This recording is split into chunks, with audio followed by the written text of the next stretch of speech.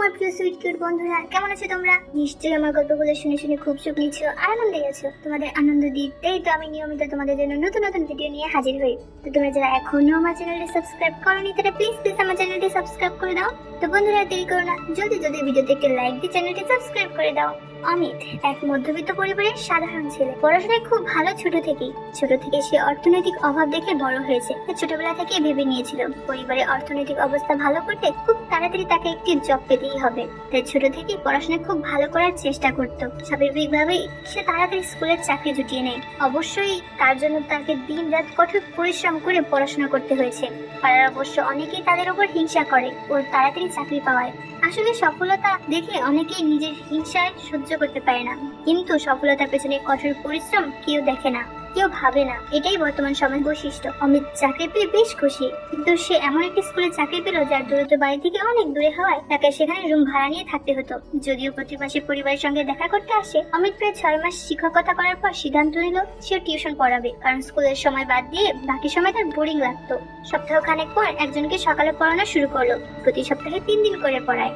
সকালের টাইম তার ভালোই কাটতে শুরু করলো।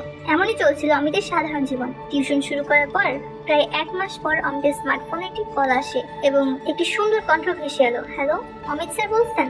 হ্যাঁ, আপনি কি বলছেন? আপনি আমাকে চিনবেন না, আমি সুমনা। আপনি যে এলাকাতে সকালে টিউশন পড়াতেছেন আমি ওই এলাকাতেই থাকি। হ্যাঁ বলুন, কি দরকার? আসলে আমি শুনলাম আপনি আমাদের এলাকাতে একজনকে টিউশন পড়ান, আপনি আমার মেয়েকেও যদি পড়াতেন খুব ভালো হতো। আচ্ছা ঠিক আছে, সে কিন্তু কোন সময় পড়ালে সুবিধা হবে? আপনার মেয়ে কোন ক্লাসে পড়ে এগুলো জানা দরকার তো। আমার মেয়ে ক্লাস 2 এ পড়ে, আর আপনি আপনার সময় অনুযায়ী পড়াবেন। ঠিক আছে, তাহলে আপনি আপনার বাড়ির ঠিকানাটা দেবেন। আমি আজকে আপনাকে আমার বাড়ির ঠিকানা পাঠিয়ে দিচ্ছি, তাহলে আপনি আগামী পরশু থেকেই পড়ানো শুরু করতে পারেন। ঠিক আছে, আমি আগামী পরশু থেকেই পড়ানো শুরু করব। আমি কিন্তু সন্ধ্যায় পড়াতে যাব, আপনাদের কোনো সমস্যা নেই তো? না না, সমস্যা নেই, আপনি আপনার সময়ে পড়ানো শুরু করুন। যথারীতি অমিত কবে কবে পড়াবে ঠিক করে নিল এবং উক্ত দিনের সন্ধ্যায় হাজির হলো পড়ানোর জন্য। বাড়ির সামনে গিয়ে বেল বাজালো অমিত। তারপর একজন মহিলা দরজা খুলে বলেন, আসুন ভিতরে আসুন। অমিত দেখলো একজন পরমা সুন্দরীর মতো দেখতে একজন মহিলা। শরীরের গঠন খুবই নিপুণ, যেন ভগবান যত্ন করে বানিয়েছেন। যে কেউ দেখলে বলবে যোগ ব্যায়াম করে বোধ হয়। অমিত তো সবকিছু লক্ষ্য করে থ হয়ে গেল, যেন স্বর্গ থেকে পরি নেমে এসেছে। অমিত মহিলার বয়স অনুমান করার চেষ্টা করলো, 30 থেকে 35 মধ্যে হবে। অমিত এমনিতেই ভালো ছিল, কিন্তু এমন একটি সুন্দরী মহিলাকে দেখে স্থির হতে পারলো না। অমিতের ওটা অন্যরকম হতে শুরু হলো। অমিত বলল, নমস্কার। মহিলাটি বলল, নমস্কার, আমি সুমনা। আমি আপনাকে ফোন করেছিলাম আমার মেয়েকে পড়ানোর জন্য। তারপর মেয়েকে ডাক দিল, রাইসা রাইসা এদিকে আয়, তোর নতুন শিক্ষক এসেছে, তোকে আজ থেকে পড়াবে। এরই মধ্যে একজন বয়স্ক লোক ও একজন বয়স্ক মহিলা এলেন। সঙ্গে সঙ্গে সুমনা বলল, ইনি হলেন আমার শ্বশুর আর ইনি আমার শাশুড়ি। অমিতের সঙ্গে তারাও নমস্কার করলো। কিছু সময় পর রাইসা বেরিয়ে এলো। তাকে তার মা সুমনা দেবী শিক্ষকের সঙ্গে পরিচয় করিয়ে দিয়ে বলল, স্যারকে রুমে নিয়ে যা, ওখানে উনি তোকে পড়াবেন। সঙ্গে সঙ্গে অমিত বলল, কেন? এই বারান্দা একটা ভালো জায়গা, এখানে পড়লে কি সমস্যা? তখন সুমনা বলল, না না, আপনি রুমেই পড়েন, এখানে কেউ এলে বসতে দেওয়া হয়। সেক্ষেত্রে সুমনার শ্বশুর শাশুড়িও সমর্থন জানালো। তারপর অমিত রাইসাকে পড়ানো শুরু করে দিল। পড়ানোর পর প্রায় আধা ঘন্টার পর সুমনার রুমে গিয়ে বলল, আপনার জন্য চা করেছি, এখানে খাবেন না বাইরে টেবিলে বসবেন? অমিত একটু ইতস্তত করে বলল, ঠিক আছে, আপনি টেবিলে রাখুন, আমি আসছি। সুমনা টেবিলে চা রেখে ওখানে বসে থাকলো। কিছুক্ষণ পর ডাক দিল, কি হলো, চাটা খেয়ে নিন, ঠান্ডা হয়ে যাবে তো। অমিত বাইরে এলো, চেয়ারে বসে চায়ের কাপ হাতে নিয়ে খেতে শুরু করলো। আর অমিতের চোখ চলে গেল সুমনার দৃশ্য ওই দুটোতে। অমিতের মনে হচ্ছে এখন একটু ছুঁয়ে দিই, এমন মনে মনে ভাবলো অমিত। সুমনা শাড়ি পরেছে, ফলে সবকিছু যেন অমিতকে আকর্ষণ করে তুলছে। সুমনা লক্ষ্য করলো অমিত চাটা যেন খেতে চাইছে না, জোর করে খাচ্ছে। তাই অমিতকে জিজ্ঞাসা করলো, চা কি ভালো হয়নি? না না, আসলে আমি চা খুব একটা পছন্দ করি না, তবু আপনি বললেন যে তাই খেয়ে নিচ্ছি। খারাপ লাগছে তো? তবু আপনি বললেন খেয়ে নিচ্ছি, না খেলে খারাপ লাগলো তাই। ও, আপনি বললেই পারতেন, আমি জানি না তাই চা করে ফেলেছি, কি করবো বলুন? আচ্ছা বলুন আপনি কি পছন্দ করেন, তাহলে পরের দিন সেরকম কিছু করবো। না না, কিছু করতে হবে না, আমি তো মাত্র 2 ঘন্টা পড়াবো, তাই কিছু খাবো না। যদি কোনোদিন খেতে পাই আমি বলবো আপনাকে। না না, তা বলে হয় নাকি? লোকজনদের কি বলবে? ওদের বাড়িতে পড়াতে যাই, কিছু খেতেই দেয় না। না না, ওটা নিয়ে ভাববেন না, আমি সত্যি কোথাও পড়াতে গেলে খাই না। আর তাছাড়া আপনি লোকের কথা শুনে কি জীবন চলে? আর তাছাড়া আপনি লোকের কথা শুনে চলে জীবন ঠিকভাবে চালাতে পারবেন না। লোকে অনেক কিছু বলবে, সবকিছু নিয়ে ভাবলে হয় না। শেষ বাক্যটি সুমনার মনে দাগ কেটে দিল। মনে মনে সুমনা ভাবলো, সত্যি তো, লোকে অনেক কিছুই বলে, সব শুনলে জীবন কঠিন হয়ে যায়। আচ্ছা ঠিক আছে, যখন খাওয়ার ইচ্ছা বলবে তখন আপনি ব্যবস্থা করে দেবো। আবার পড়তে গেলাম। অমিত পড়ানো প্রায় শেষের দিকে, এমন সময় সুমনা এসে বলল, আপনি একটু দাঁড়াবেন, পড়ানোর ব্যাপারে কথা বলবো। অমিত কথা মতো পড়ানো শেষে চেয়ারে বসে অপেক্ষা করতে লাগলো। কিছু সময় পরে সুমনা এসে বলল, হ্যাঁ বলুন, আপনার মাসে মাইনে কত টাকা দিতে হবে? অমিত বলল, দেখুন আমি টাকার জন্য পড়ানো শুরু করছি এমন নয়, আমার অবসর সময় নষ্ট না করে যদি কাউকে কিছু শেখাতে পারি তাই পড়ানো শুরু করেছি। সুমনা বুঝতে পেরেছেন এই ছেলে একটু লাজুক স্বভাবের, তাই টাকা নিয়ে কথা বলতে চায় না। তাই বলল, ঠিক আছে, আপনি আমাদের পাড়ায় একজনকে পড়াতে যা টাকা নেন আমি আপনাকে তাই দেবো। অমিত বলল, ঠিক আছে, তাহলে আজ আমি আসি। সুমনার সঙ্গে সঙ্গে বলল, আর কবে কবে পড়াতে আসবেন বললেন না তো?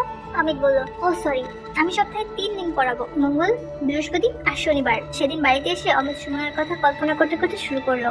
প্রতি মুহূর্তে তার চোখের সামনে সুমনার সাদা ফর্সা দৃশ্য ভেসে উঠতো। অমিত বিলম্ব না করে বাথরুমে গিয়ে সুমনাকে কল্পনা করে নিজেকে শান্ত করলো। তারপর অমিত সপ্তাহে 3 দিন করে পড়ানো শুরু করে দিল। এভাবে 1 মাস কেটে গেল। তার মধ্যে বেশ কয়েকবার সুমনার সঙ্গে অমিতের কথোপকথন হয়েছে, তার সঙ্গে সুদৃশ্য উপভোগ করা হয়েছে। প্রায় এর মাঝে মাঝে সুমনা কথা কল্পনা করে নিজেকে শান্ত করেছে। তাতে অবশ্য অমিতের চাহিদা একটু হলেও পূরণ হয়েছে। একদিন পড়াতে গিয়ে অমিতের সত্যি খিদে পেল, কিন্তু লজ্জায় বলতে পারছিল না। তারপর ভেবেচিন্তে লজ্জা কাটিয়ে বলে ফেললো, রাইসা, তোমার মাকে একটু বলবে স্যার ডাকছেন।